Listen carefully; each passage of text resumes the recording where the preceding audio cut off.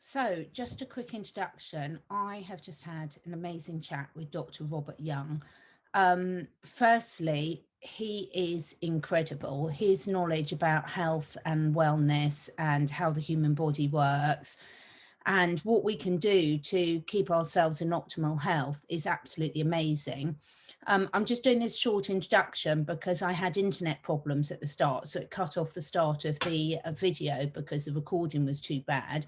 So we've been talking about what people can do to empower themselves to take control over their health, some simple tips to bring their bodies back into balance, what some of the main stresses on our bodies are, and we even get to talk about working with animals at the end.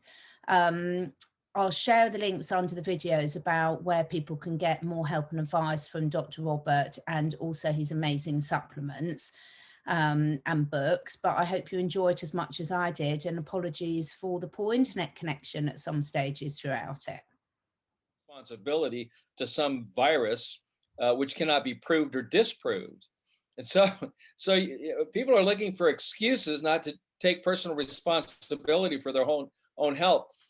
The first thing I think anyone has to do is own,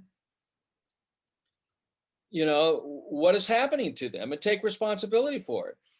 If you're confused about that, just when you get up, look in the mirror and ask yourself the question to yourself, why do I feel the way that I feel if you're not feeling well?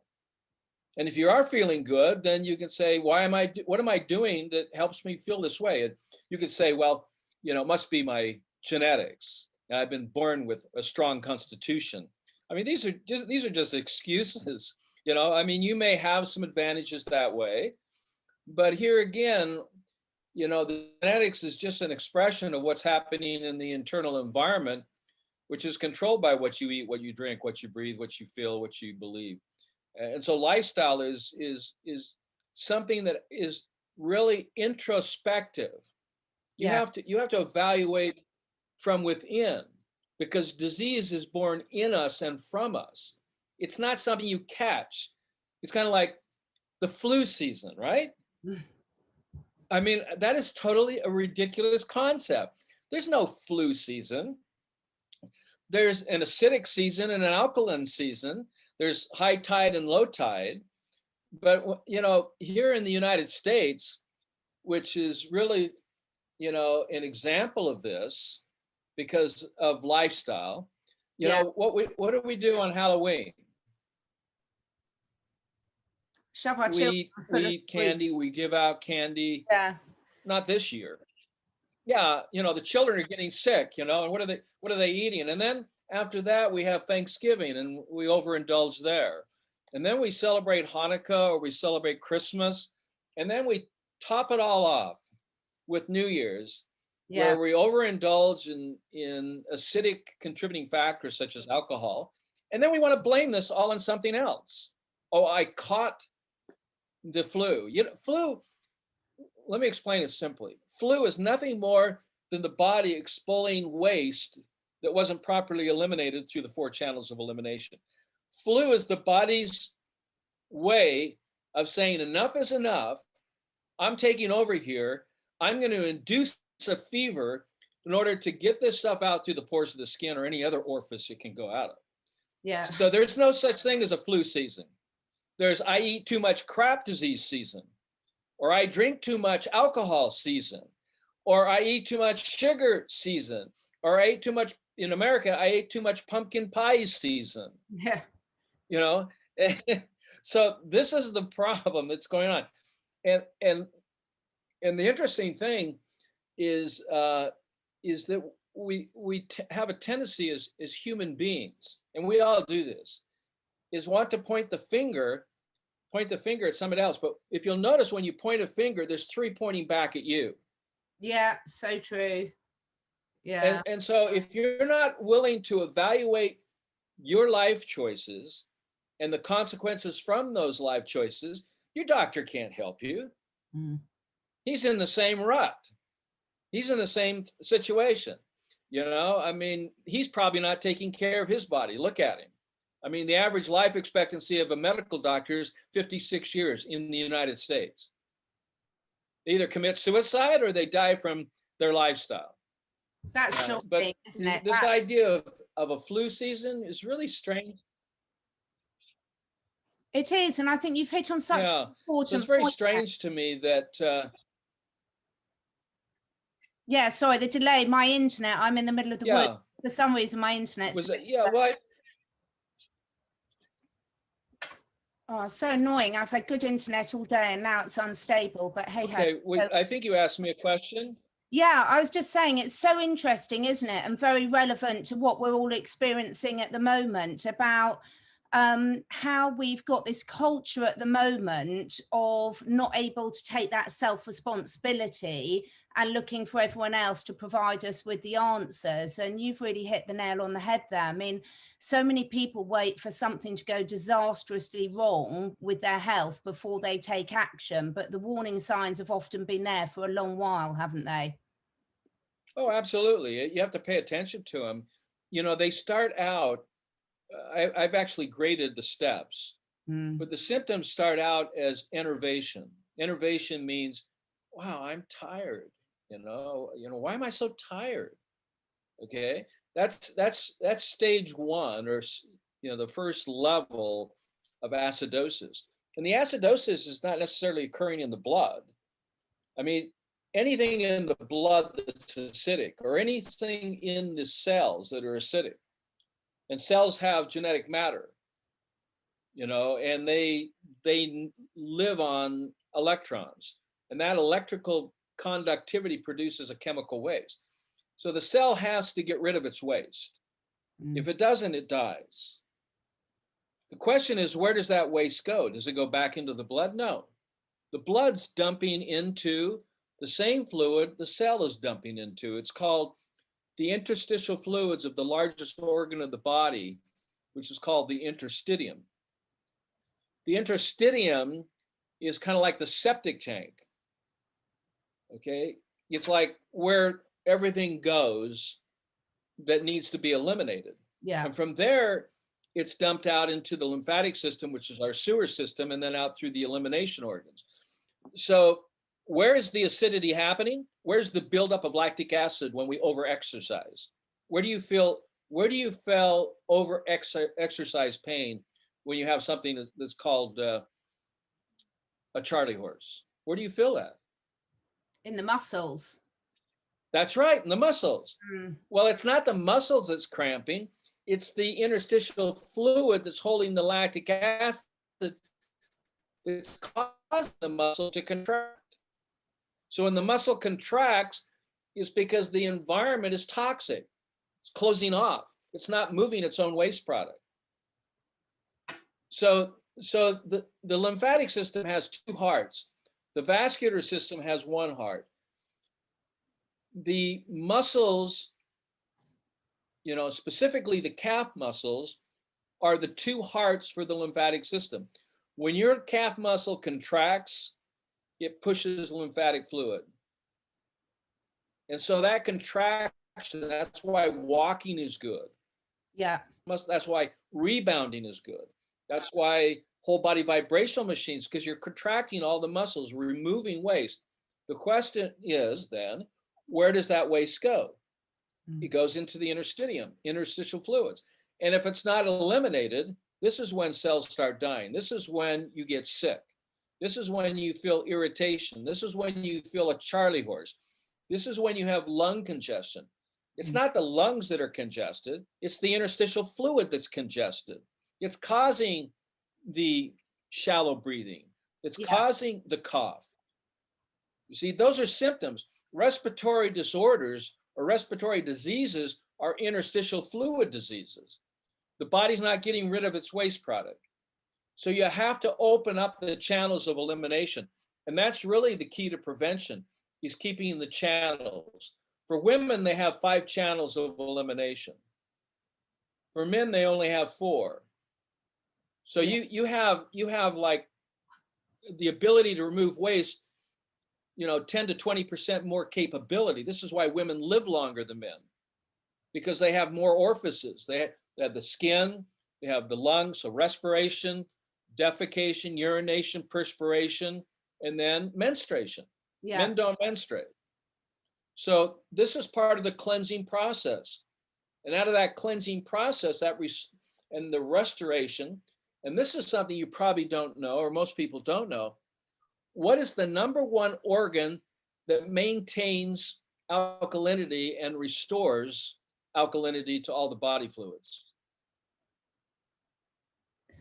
Ooh. I would have said the lungs. Okay, well, okay. It's actually the stomach. The stomach. Yeah, the stomach is the main organ for producing sodium bicarbonate to push that into the vascular fluids and interstitial fluids, and then into the intracellular fluids to maintain the delicate pH balance of the internal fluids of the body. The byproduct of this is a waste product of sodium bicarbonate production. It's kind of like, what is the waste product of a fire? Smoke. Yeah. Okay, the release of the carbon out from the fire. I mean, we have a fire for warmth. We're looking to keep our bodies warm. Okay, well, maintain the alkaline design of the body, and that's where immunity begins. It begins with the stomach.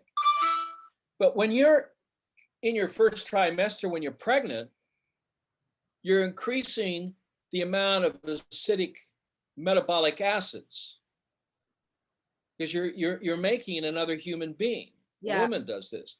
And so they end up, and this is very common, they end up throwing up. What are they throwing up? Not alkalinity. They're throwing out increased acidity of the demands that the body has now for its creation of a new human being. And that increase of alkalinity to maintain the integrity of the fluids of not only the woman, but of the unborn, the stomach has to produce that alkalinity. The result is hydrochloric acid increases, which causes nausea that then leads to the exit via, throwing it out through the mouth orifice. So night sweats is the same thing. That's the body's inducing a fever to eliminate metabolic, dietary, respiratory acids out through the pores of the skin. So if you're having a night sweat, you don't stop that. If you're having a fever, you don't stop that. This is not a disease. This is the body perfectly trying to bring homeostasis back to what? The interstitial fluids of the body, this big ocean of water that surrounds 70 trillion cells. So you have this, so to speak, like a fish swimming in water. You have these cells swimming in water. That's an alkaline water. And the ideal pH of that water runs in the 8s, just like the small intestine at 8.4. Yeah. That's the ideal pH. The stomach is always producing hydrochloric acid because the stomach always needs to produce sodium bicarbonate to alkalize food, to maintain alkalinity of the vascular, intracellular, and interstitial fluids. So people that have nausea or having headaches or having acid reflux, this is the body's need for more alkalinity. Yeah. So when you understand the pathology of this, then you can think twice. Well, why did that excess sugar make my stomach upset? Because sugar is an acid, and the stomach is going to try to neutralize that. And this requires the stomach to pull salt, which is one of the major ingredients in bicarbonate, which is made by the stomach, and water, and of course, carbon dioxide. 90% of the carbon dioxide that is created by the cells is used to produce sodium bicarbonate in the stomach. So when somebody says, well, we need to have immune protection or immunity, well, you have to understand that the organ that does that is the stomach. It's on the front line. A lot of people don't even understand what the second line is. So if the stomach doesn't keep up with the alkaline demands of the body fluids, and the fluids are declining in pH, of which you go into a coma at 7.1, ideal is in the blood and is 7.365, intracellular is 7.365. if the body can't keep up with it, then the body starts using hemoglobin from the blood to neutralize that waste. And so you end up with iron deficiencies because the center atom of hemoglobin is iron. It's not an iron deficiency, it's a hemoglobin deficiency because the hemoglobin is being used to buffer what? Metabolic, dietary, respiratory, environmental waste. So if you live in a polluted city and you're breathing waste, the stomach has to neutralize that waste. Absolutely. And if the stomach can't do it, the blood does it. And if the blood doesn't do it, the white blood cells try to keep up with it. But white blood cells are not the immune system. Yeah. That's what I want to get across here. Mm. White blood cells, if you take anything that activates the white blood cells, you've just poisoned yourself. Yeah. Anything that increases white count.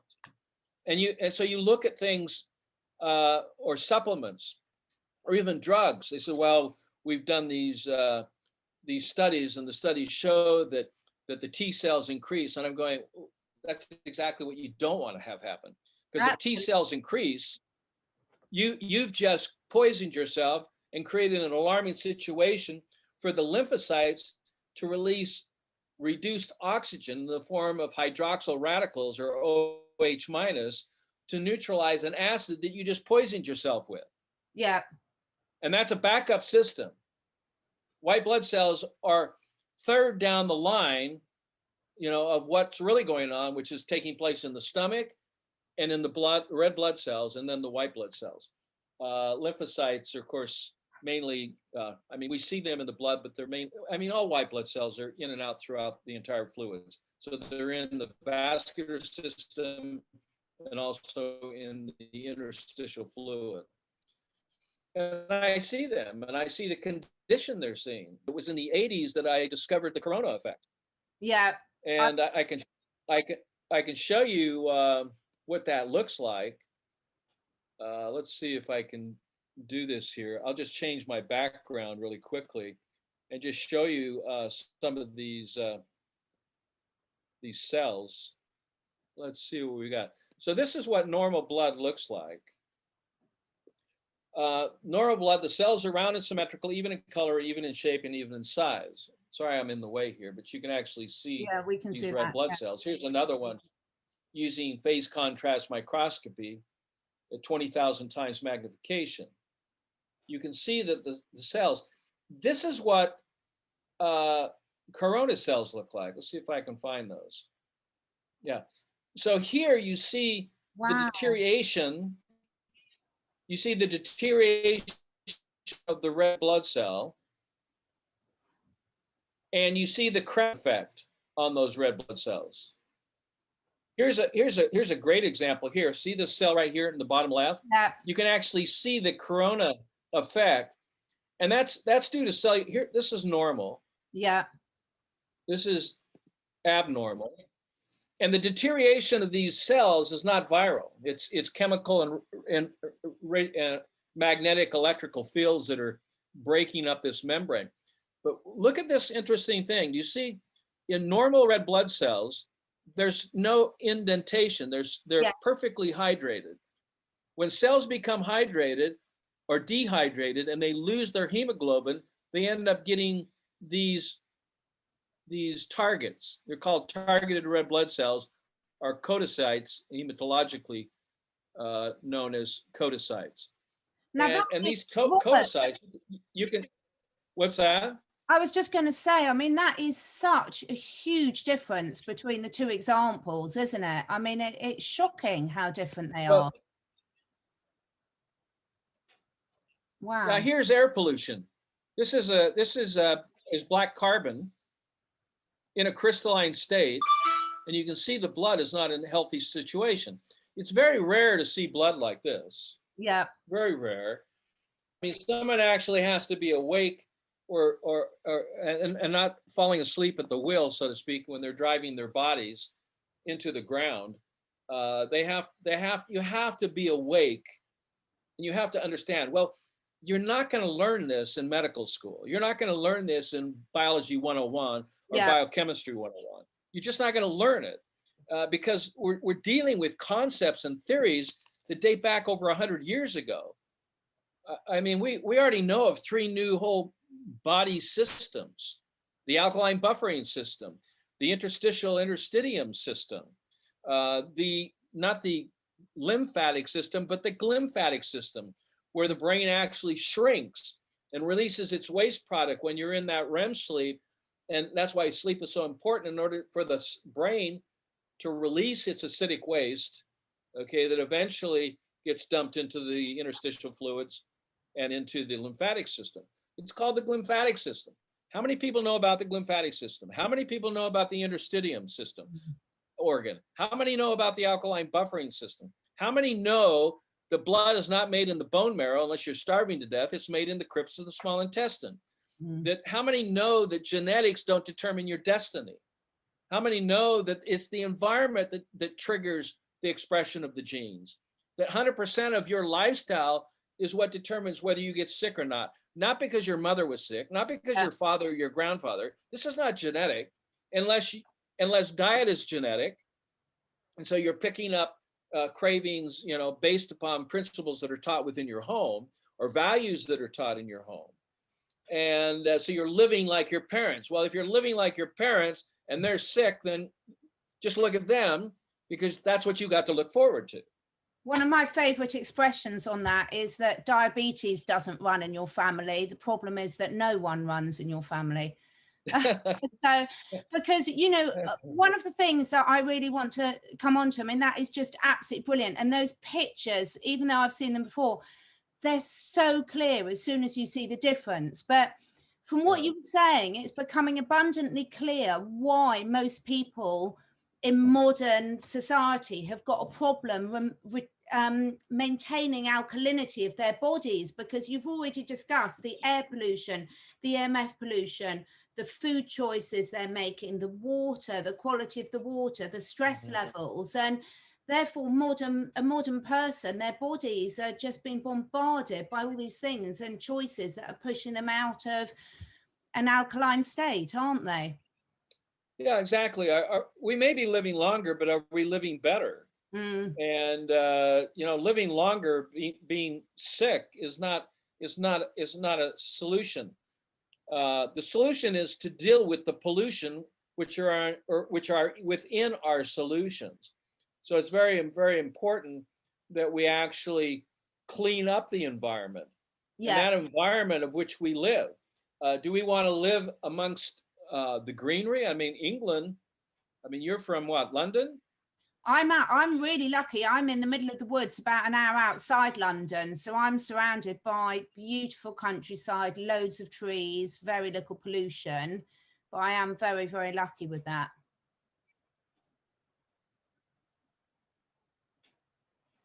So how do you feel when you're out there versus when you're in the city? I can't bear going into the city. I feel even half a day in the city is too much for me. The quality of the air, you feel so dirty, you can hardly breathe. I think I'm quite sensitive to EMF as well. It's hideous. I mean, I really am very grateful for where we live, and also surrounded by a lot of animals that really help. But I could never live in a city, and so many of my friends just absolutely love living in London, but I just can't do it. I can't even manage a whole day in London. Well, generally, there is a saying, like attracts like. I mean, here again, when you're in London, which is a wonderful city, you do have to accept the reality that you have light pollution, air pollution, noise pollution, people pollution, food pollution, water pollution. Even the Thames River is better water to drink than what's coming out of your tap. Yeah, which is quite shocking. Yeah. Now, I tested that when I've been there several times. In fact, in 2000, I think it was 2018, 2019. Yeah. Last year in March, Dr. Galina Magalko and I presented at the International Conference of Oncology and Cancer Therapies, The Cure for Cancer. Yeah. And to our peers. And we made that presentation in London. And of course, it didn't end up on the BBC or the announcements, because the current ruling elite don't want a cure for cancer. Mm. And it's obvious for the reasons why they don't want that. But I love this picture here because we all know that when we go to the oceans, when we go to the beach, when we go to the suburbs, when we go out into where the forests are, where the greens are, in abundance, this is when we feel better. The air is cleaner. I notice when I'm at the ranch that I can see the stars. When I'm in LA, I can't see the stars at night. You know, there's this haze over LA that just represents the pollution within that area of city due to, you know, increase the number of cars. I mean, California is the land of cars, and the amount of carbon monoxide poisoning, titanium dioxide poisoning, hydrogen arsenic poisoning, all of these different poisons that are in the air do impact our overall health. We're breathing this in. So it is now the third leading cause of death in the world is air pollution. Yeah. But I would say that the number one cause of death in the world today is ignorance. Yes. It's not knowing how to take care of your body, how to manage and maintain its alkaline design. And so when we learn how to do that through an alkaline lifestyle, through what I call an alkalarian lifestyle, then we can start looking at the food we eat, the water we drink, the air we breathe, where we're actually living.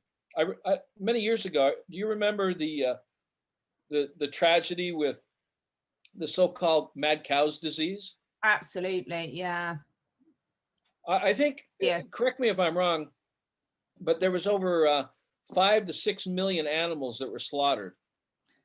Absolutely. And with the same sort of modeling that was done from the Imperial College, that we're seeing now with the coronavirus. And it was hideous. It was completely devastating, the effects on the animals.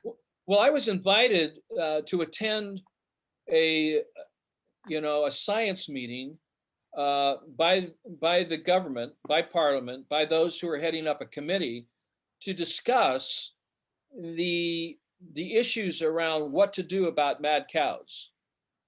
And it was interesting. Yes, people representing the Imperial College was there, representing, that we need to eliminate these animals because they're all infected, even the ones that were asymptomatic. Okay, you know what my suggestion was? Stop eating them.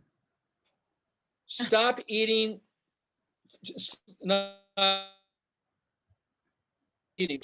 Stop feeding the animals meat in their grains. Stop trying to bulk up, these animals. Stop giving them antibiotics. These animals need grass. They need, they need an environment where there's a reduction in moisture. Take them into the barn. Get them out of the wetlands and out of the cold. That affects our overall health. If we were in the grass and the grasses were just all damp and moist and we were cold, we would start adapting or try to figure out how to adapt to that, but we couldn't survive it. Yeah. Our temperatures need to be controlled. That's no different than an animal. So my suggestion was not to slaughter the animals. The asymptomatics were not suffering other than from an acidic diet and an acidic environment and the way that they were being cared for. Yeah. And so the mad cow's disease is no different than mad human disease.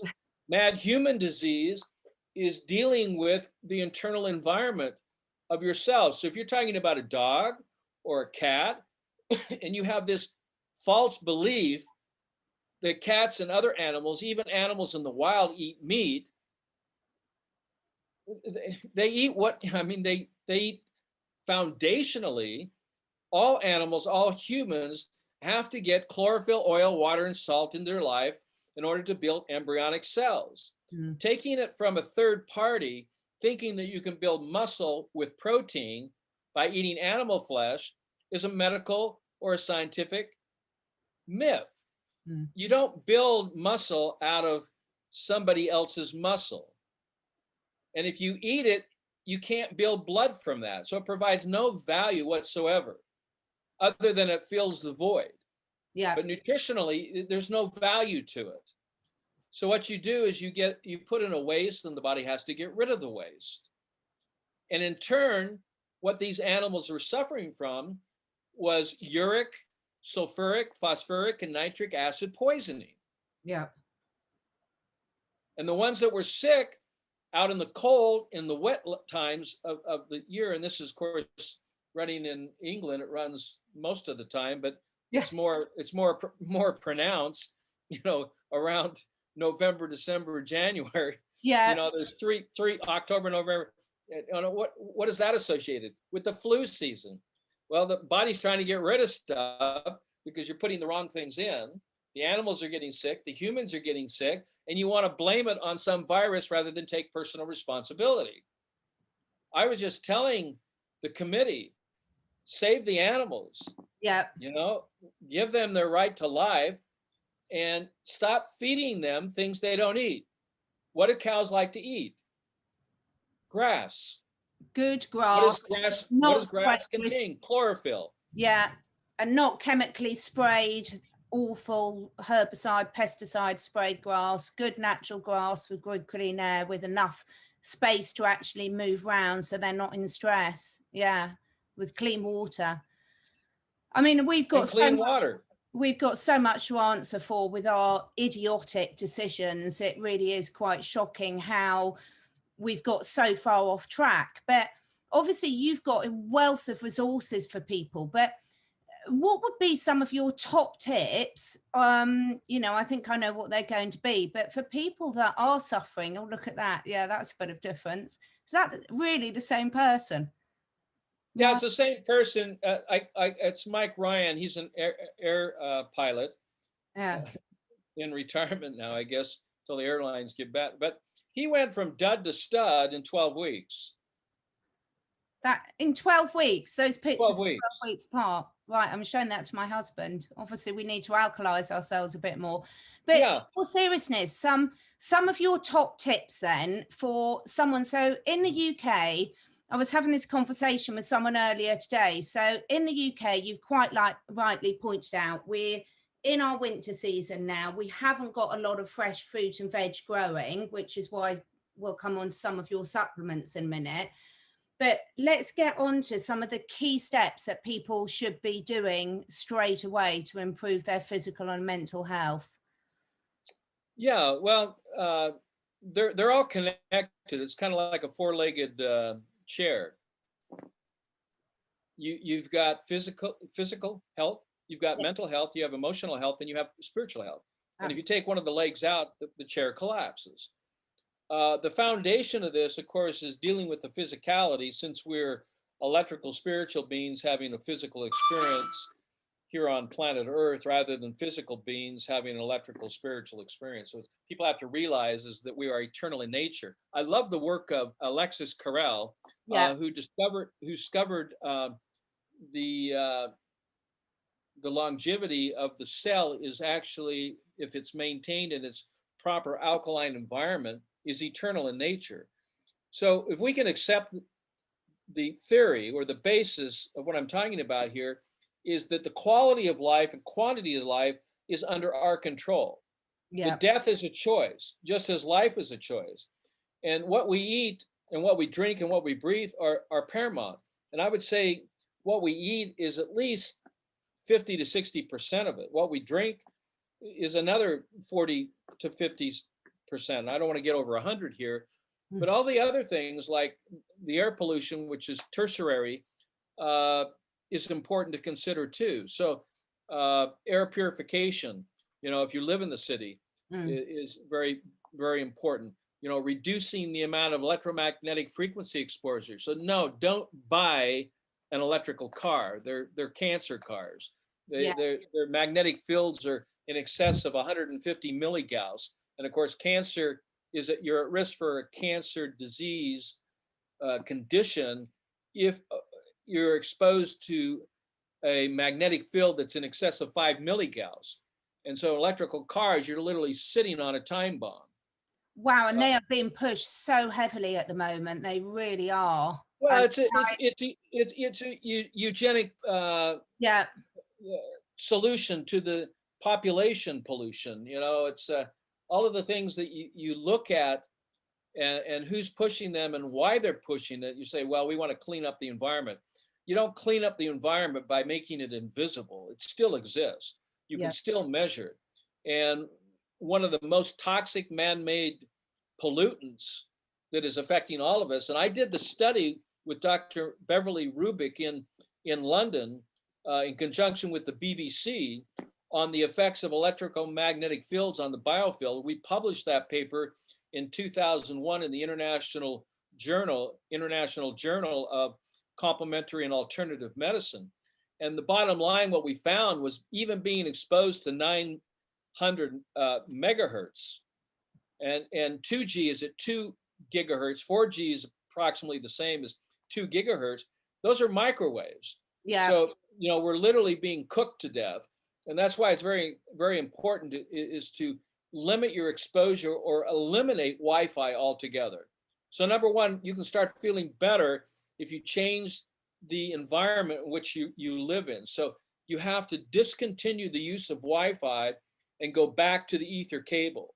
Absolutely. I was just having this conversation with someone today. Have you got your art crystal on today? I have it here. I took it off because I wanted to show the structure of this flux capacitor, which is a tetrahedron. These Yeah, are these are crystals that we grow in the lab, and then we cut them and facet them to a matrix, a tetrahedron uh, matrix here in titanium.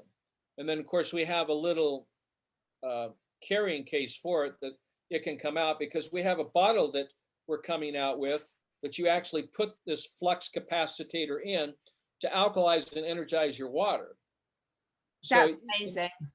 yeah, so this is the one of the solutions to the electromagnetic field pollution, that you have to have a, this is not passive, but a passive sympathetic resonant technology that will mirror your own vibrational frequency and reinforce that. So you're not gonna protect yourself from all the fields of energy. Yeah, But what you can do is reinforce and strengthen your own frequency by resonating that with this sympathetic resonant technology, or the ARC, which is advanced resonance kinetic technology, in order to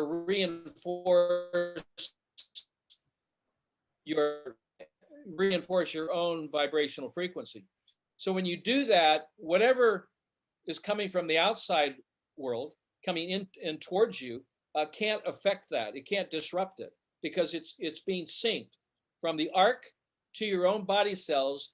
That vibrational frequency is now synced. It's now resonating, and you can't break that bond, yeah. regardless of whatever vibrational frequency you're being exposed to.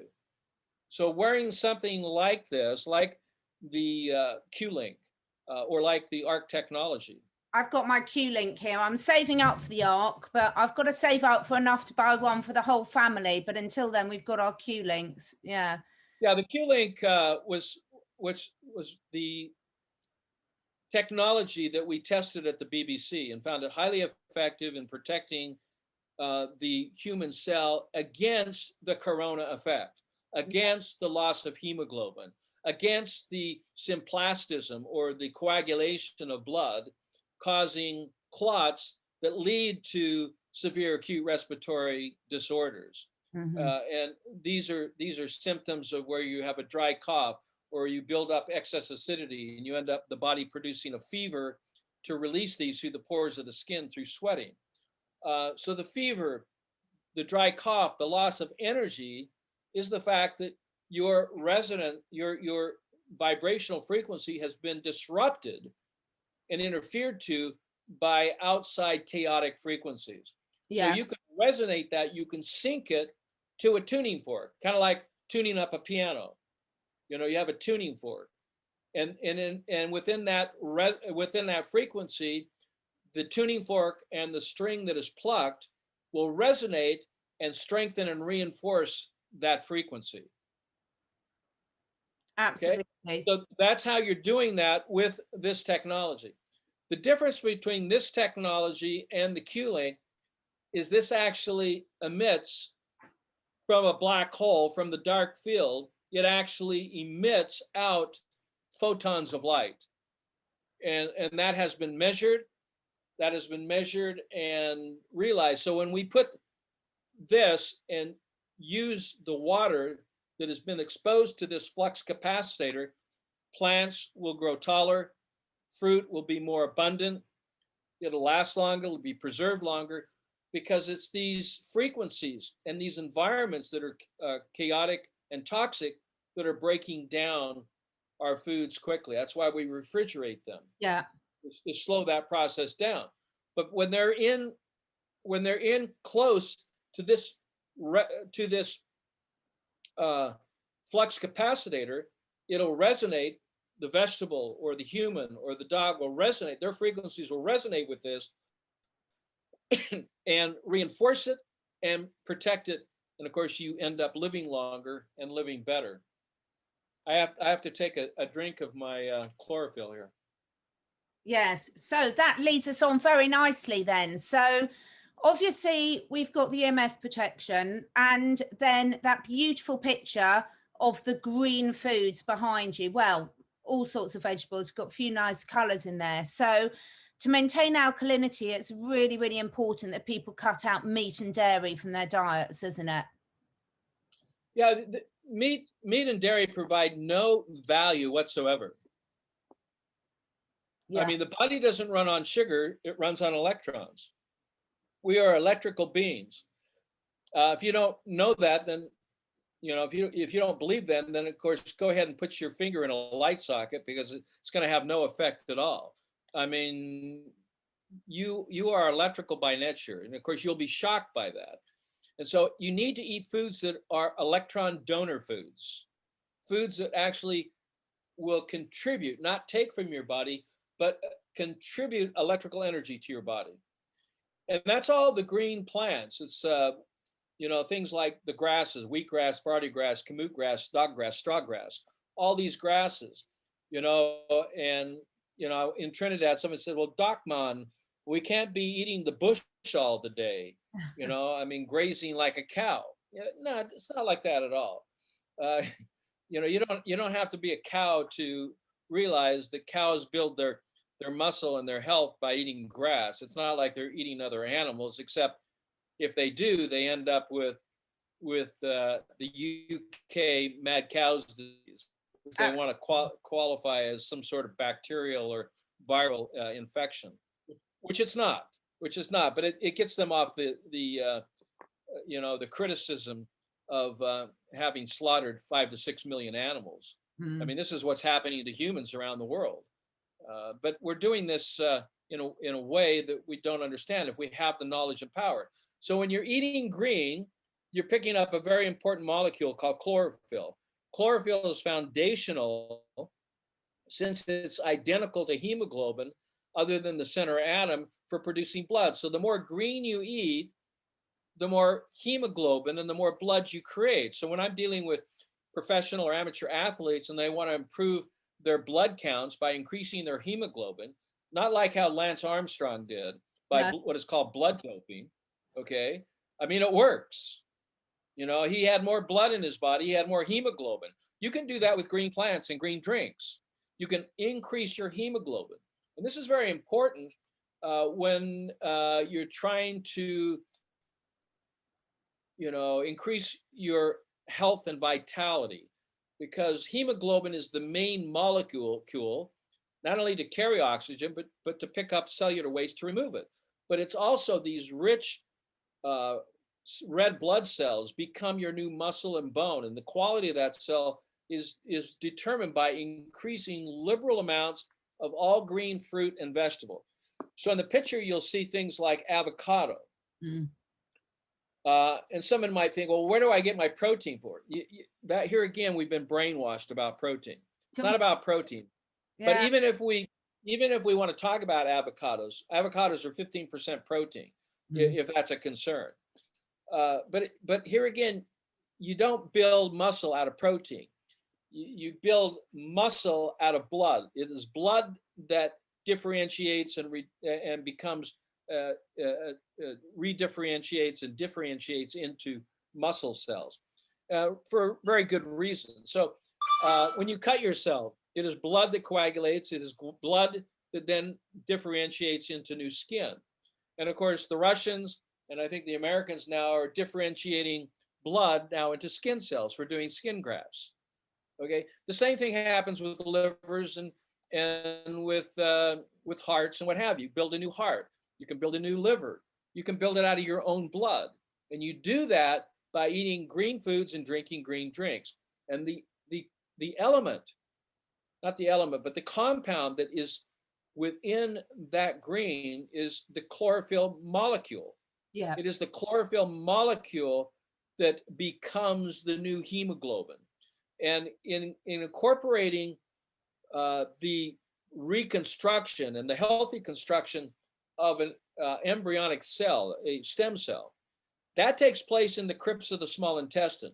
That's why you have to eliminate all probiotics, you have to eliminate all enzymes, you have to eliminate all acidic food, you have to eliminate all fibrous foods unless you juice them, puree them, because what you want is you want an alkaline food at a pH of 8.4 in a liquid state to fold into the crypts of the small intestine, preferably green, that then differentiates into a embryonic cell, and from there to an erythroblast to an erythrocyte, and then the erythrocyte to muscle cells, body cells, okay, all these different types of cells that the body creates out of blood.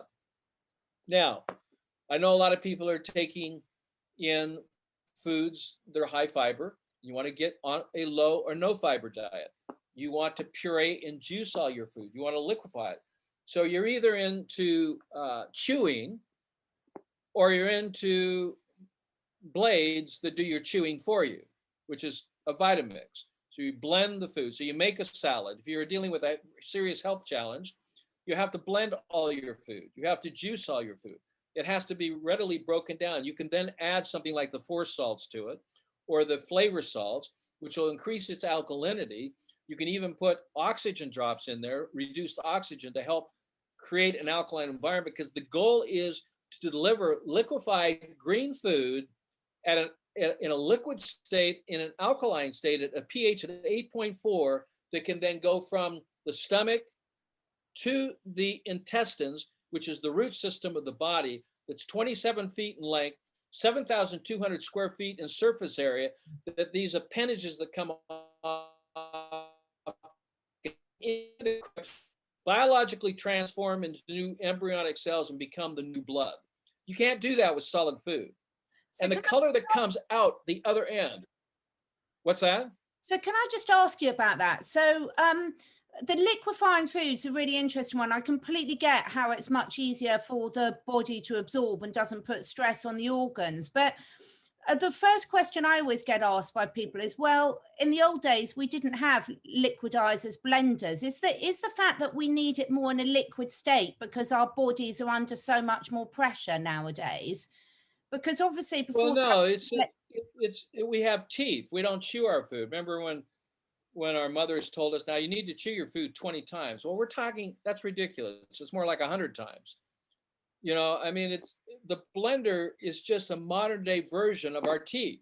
yeah, Okay, so you only have one tool in the human body to digest food, because the stomach doesn't do it.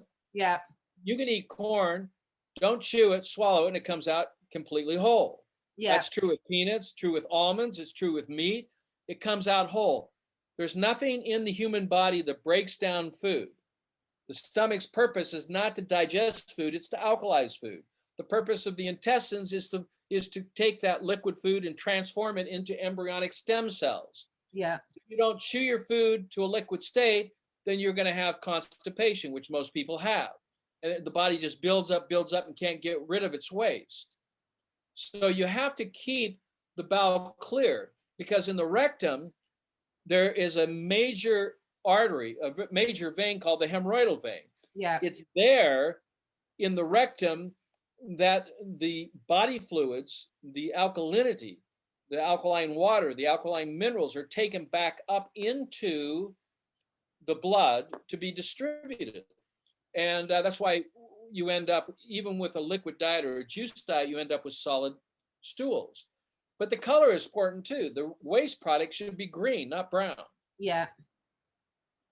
So if it's brown, that's the wrong color. You want to green up your diet so everything that goes in is green, everything that comes out is green. You're drinking green, you're puring the food, you juice the food or puree the food because humans are basically lazy. Mm. We're always in a hurry, particularly the modern day human is in a hurry. So we eat too fast, we don't chew our food well, we don't massacate it to a pureed state. Therefore, we end up with these chunks of food that the stomach really can't do anything about, other than the stomach's purpose is to alkalize that food, to raise the pH, to prepare it, just like the gallbladder who has a chyme that releases, just like the pancreatic duct that releases sodium bicarbonate, the pylorus glands, the lubricant glands all secrete alkalinity to raise the pH in preparation for biological transformation in the interstitial fluid, in the not the interstitium, but the appendages, the intestinal villi of the small intestine. So everything is alkalizing. The stomach's alkalizing. The gallbladder's alkalizing. The pancreas is alkalizing. It's not digesting the food. Why Yeah. is it doing that? Because the body needs alkaline food at a pH at 8.4 in a liquid state in order to make new stem cells. If that doesn't happen, and this is the reason why a lot of people can't gain weight, is because they're making blood out of their own body cells. And this happens with those who are receiving chemotherapy in the treatment of cancer. It's destroying their gut. Their bodies are going to reverse transformation. And people that aren't eating right are losing weight, can't gain weight, is because they have damage to the intestinal villi of the small intestine. That can be repaired over a period of 9 months. But you have to move to a plant-based alkaline lifestyle and diet in order to do this. And so I have a very distinct list of foods in the pH Miracle Yeah. revised and updated book that one has to go to in order to begin the reversal of this. Now you're gonna start, as you move towards this diet and you start puring and juicing your food, and you start drinking alkaline water at a pH of 9.5, ideally up to 10 or 11 pH. When you start putting more life force energy in your body, is you start putting the foundational 4 food groups. What are the 4 food groups? We go back to cows, COWS, chlorophyll, oil, water, and salt. Yeah. Those are the 4 food groups. Actually stand for oil and oxygen, and the S stands for salt and sunshine. So when we're talking about chlorophyll, we're talking about foods, we're talking about supplements. This is one, which is the chlorophyll. I don't know if you can see it or not, but this is just pure green chlorophyll from the mulberry leaf. So we have a process by which we can extract this chlorophyll, not using through juicing it and then using dehydration or evaporation to evaporate off the water to produce a dry powder. And that dry powder can be concentrated to anywhere from 20 to 30 to 40 to 50 to 100 times. And the more concentrated it gets, of course, the prices go up significantly. Yeah. But you only have to take a pico amount. We're talking about, 200 micrograms or milligrams. We're talking about, maybe 250 milligrams of pure chlorophyll, and put it in a liter of water, and the whole liter goes green. Yeah. Because you're getting a concentrate. Yeah. Now, one of the things I want to do, because it's particularly useful for us over here at this time of year, can we get your supplements and products over in the UK? Do you ship to the UK? We do. The way you ship is you write an email to phmiracleproducts@gmail and say, I would like to order some products. Here is my name. here is my shipping address. Here are the products that I want. And then you just have to decide how you want to pay for those. Excellent. And so you have to do it by email. And the reason why for that is the international shipping, because we don't know what the international shipping is going to be to whatever city or country that you live in. Yeah. So that's the parameters there. Is you just write an email to phmiracleproducts@gmail, and then you can say, well, I would like to have some of that chlorophyll, or I would like that 4 salts, and you can see the prices on the website at phmiracleproducts.com, and you say, well, okay, what's the purpose of this? And I mean, there's a description on this about the product. We don't go into great detail because there are restrictions about how much detail we can go into as it relates to the product. But if you go to drrobertyoung.com/blog, I just posted an article on acid reflux, GERD, stomach aches, headaches, what have you.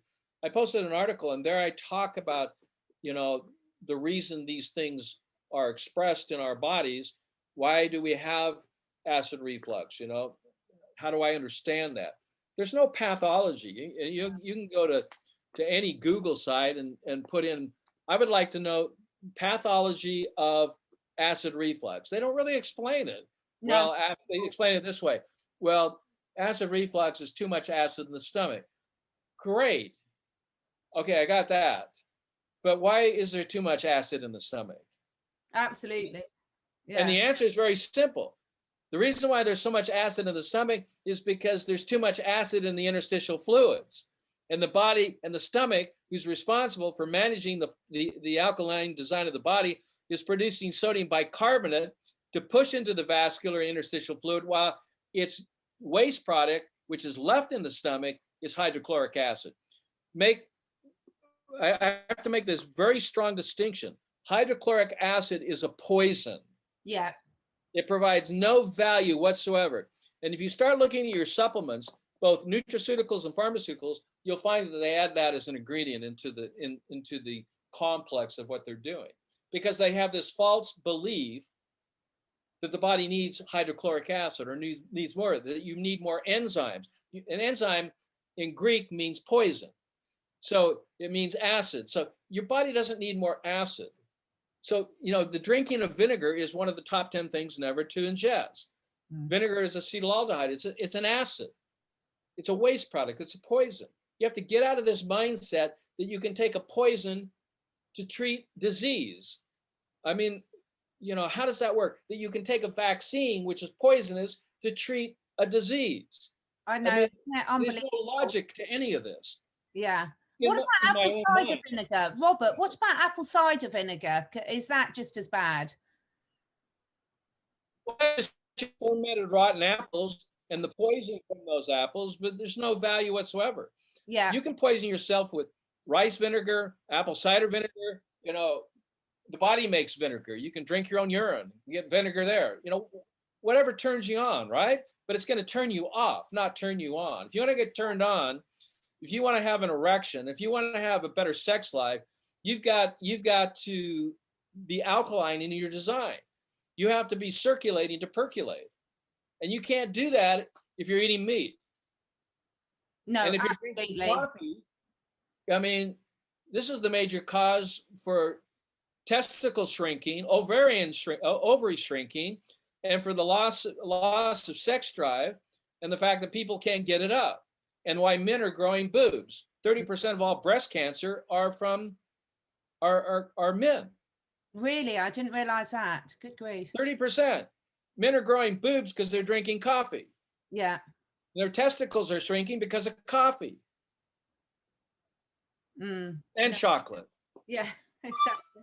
Chocolate's more for us women. Now, so I'm going to put the links to all your supplements. I will encourage everyone to sign up to your newsletter, because your newsletters are absolutely brilliant, just a wealth of information for everyone. So I'll make sure I put the link to those. What about in the meantime, whilst people are waiting for their 4 salts to come over from the USA, what about bicarbonate of soda? Is that something people can use as a temporary help? Well, if all the ingredients are disclosed, that there's no aluminum oxide in there or anti-caking agents that would compromise the whole intention to alkalize. But the answer is yes. Sodium bicarbonate is one of the major ingredients in four salts. The other major ingredient is potassium bicarbonate. But Mm. those in combination are very, very, very critical in restoring the alkaline design of the human body fluids. And what about people that are on, there's a lot of sort of more mature people that are on, well, it's a whole separate talk about the medications for blood pressure and cholesterol, because we know what we both think of those. But if they are, is it still safe for them to take something like the four salts? If they're taking the L-arginine, because L-arginine. yeah, the L-arginine improves the circulation while they're trying to improve alkalinity. If they just take the salts without improving circulation, then that's going to raise the blood pressure. Yeah. But if they start knocking down the sclerotic plaque that's on the walls of their arteries and veins, and they start improving circulation, and they can start feeling warmth coming back to their extremities, such as their feet, their hands, their genitals, even up into the brain, things are flowing now. This is the purpose of L-arginine. I call it L-arginine for a man, natural Viagra. So it's yeah, it'll put the hop into your hip hop. So. Okay, so that's fantastic. So people can get hold of your supplements by emailing, and I'll put the links below. One other question I want to ask you: do you work with other species like dogs? Many years ago, I was invited to be the doctor for animals at the out of Africa in Phoenix, Arizona. They've now moved to northern part of Arizona, but they have 400 or 500 acres of property where the animals can roam on this property. So it's like going to Africa. Wow. Yeah, but the interesting thing about this is I had the opportunity to treat some of the animals there, which we kind of put an adjective to. They're wild animals. They're not wild at all. They're only wild within our own experience. But when I'm testing the blood of a wild animal, I have to prick the nose of a tiger or a leopard or a panther, or and when you're approaching an animal that have these long teeth that they could, or long claws, they could claw you. If that's what fears you, these animals, when they're not well, and you explain your intention, to them, even though I may be speaking English, maybe they understand that language in a different way, but they can feel you. Absolutely. They sense They know your intention. your intention, your frequency. So if you're going to harm an animal, I mean, they feel that field of energy, whether they understand their words. But we're talking about animals that would normally not, you would not want to be, you would not want them to approach you, nor you approach them, just because of the context or your belief systems about that. So I had a great opportunity to overcome that so-called fear and trust my instincts, and therefore approach animals and talk with them and say, look, I'm not here to hurt you. I'm here to help you. I need to get a drop of your blood so I can analyze that, so I can help you better. I know you don't feel well. I want to help you so you can feel better. Okay. They would look at me with their big eyes, these anywhere from 400-pound up to 800-pound animals. And they'd look at you like, okay, well, what are you going to do? I said, I need to take a drop of blood. I'm going to take this little lancet and I'm going to prick your nose. And then I'm going to approach you with my hands, and I'm going to express the blood on your nose. And it's only going to sting. It's just momentarily, but I'm not trying to hurt you. And so I would approach these animals. I would tell them what I was going to do, and that I would share with them this is for their benefit, and that I was going to express the blood, and I was going to take it and put it on a slide, and that this would help me be able to help them better. So I was I was working with them with liver cancer and bowel cancers and what have you. And we put these animals on alkaline programs. Now, with an animal, that's been accustomed to eating meat, you have to you kind of have to compromise with an Mm. animal. So what I would do is I would take the super greens, I would take the oxygen, I would take the salts, and I would marry that in or combine that in with the meat. Yeah. So while they were eating the meat, they're also eating these alkalizing compounds that would help to neutralize the acids from the meat, but also in an abundance help to neutralize and start providing an alkaline environment so that we could then see some healing.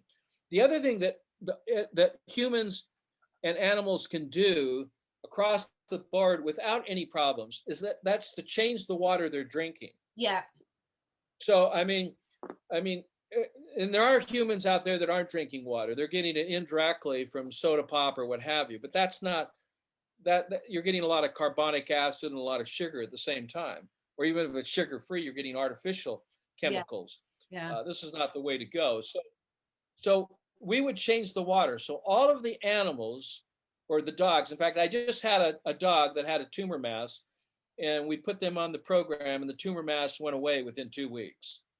And, Wow. and dogs here again are smaller than us, and everything that I do is based on 70 kilos or 154 pounds of weight.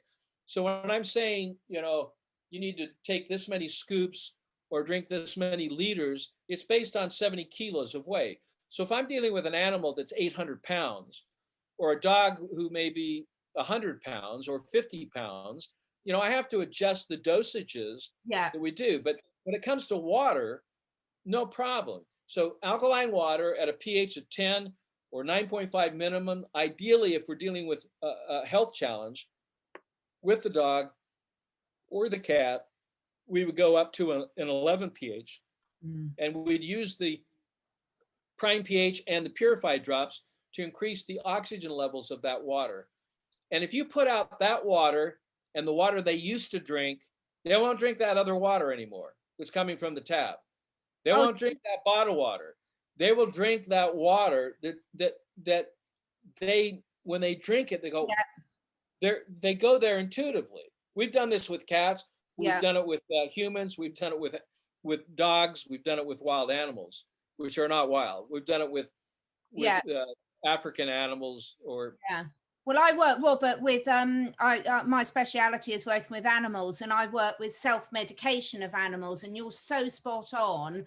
They know what to select. Their instincts are so on point and everything. So yeah, I'll get a list off you at the end of the drops that people can add to their water. So to make, because that's a really important one for everyone. Which drops were they? The to add to the water?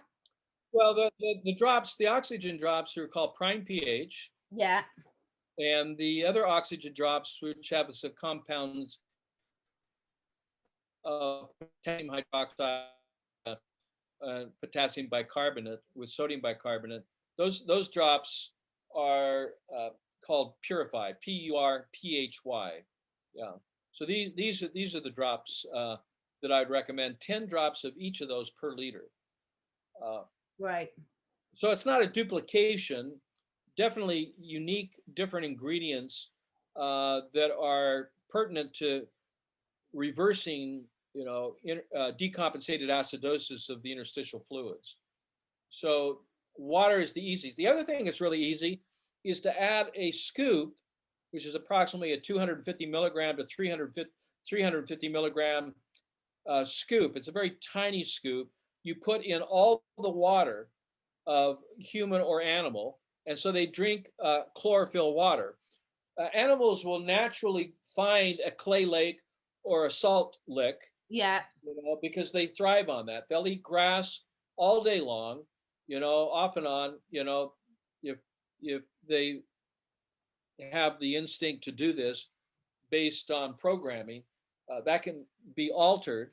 I think over time, it's going to have to take us to give up eating animals so they stop eating animals. I mean, we have to be the cure for that particular belief system, and we have to be the example. If Mm. we want animals to stop killing, we have to stop killing. Absolutely. Yeah. So, so, so that they feel safe, because most of us, if not all of us, want to feel safe and secure, uh, and and trusted, and then of course loved as well.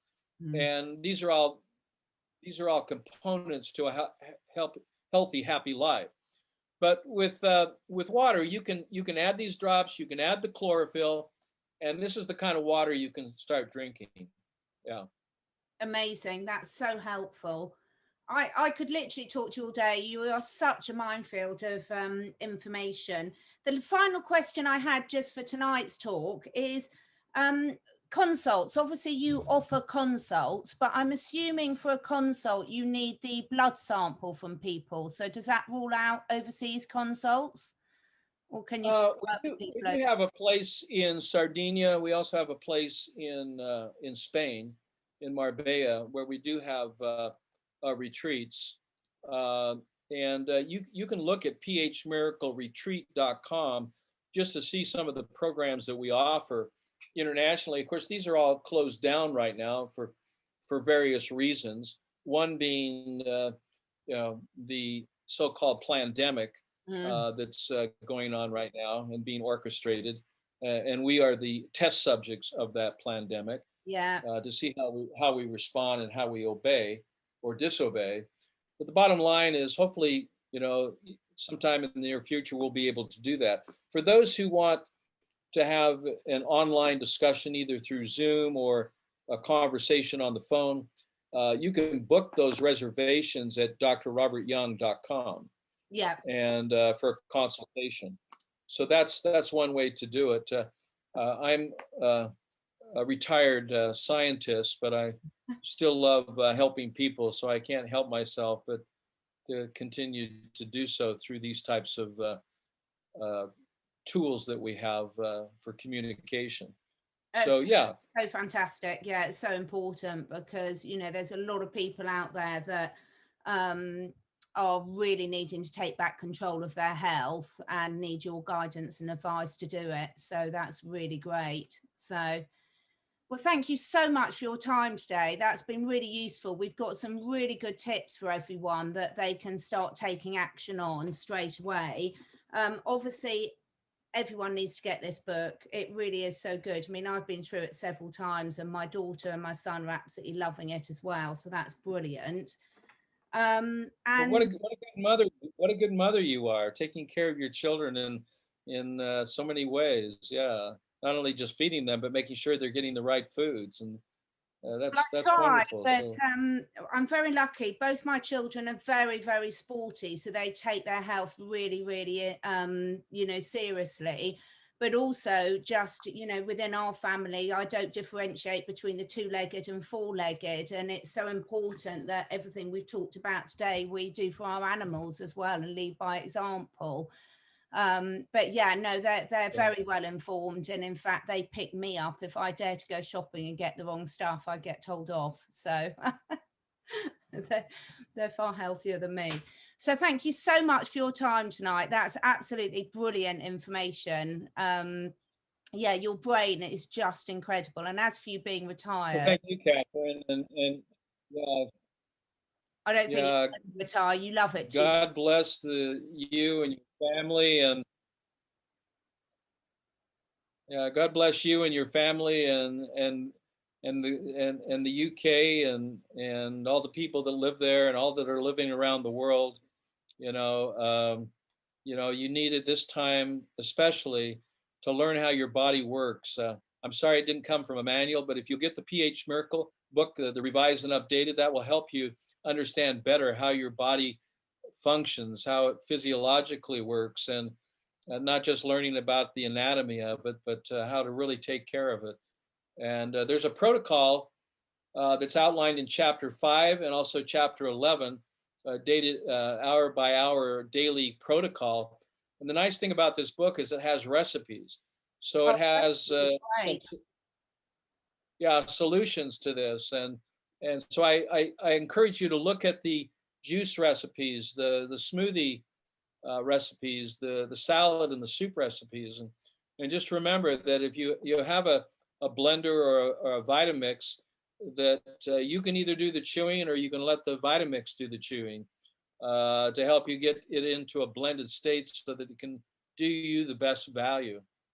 So yeah, the book outlines a lot of that, and and then just check out the blog at drrobertyoung.com/blog.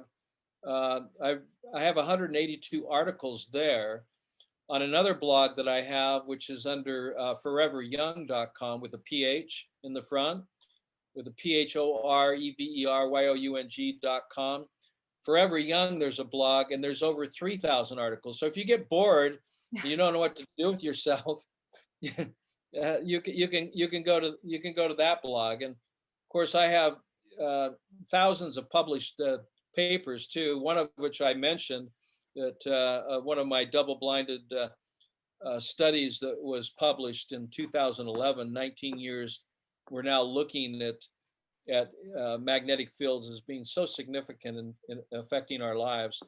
The technology is going way beyond the human's ability to withstand these pulsating frequencies, that we need to be aware of it and how to protect ourselves. So I encourage you to read that article, and learn more about how these frequencies are the number one cause of the symptoms of a lot of those who are being told they have COVID. They literally have electromagnetic frequency pollution, which are identical to high altitude sickness disease. So dry cough, low energy, and then fever are high altitude, but they're also electromagnetic radiation poisoning symptoms. So don't be confused about that. Protect yourself, love yourself so you can love your family, your children. Because if you don't love yourself, it's hard to love anybody else. So the first person you need to love is love yourself. And from there, you can start loving on everybody else. That's such brilliant advice. And don't ever retire. You love your work too much. Thank you, Robert. That's an absolute pleasure. Thank you so much for your time today. And Pleasure meeting you, we Catherine. should speak soon.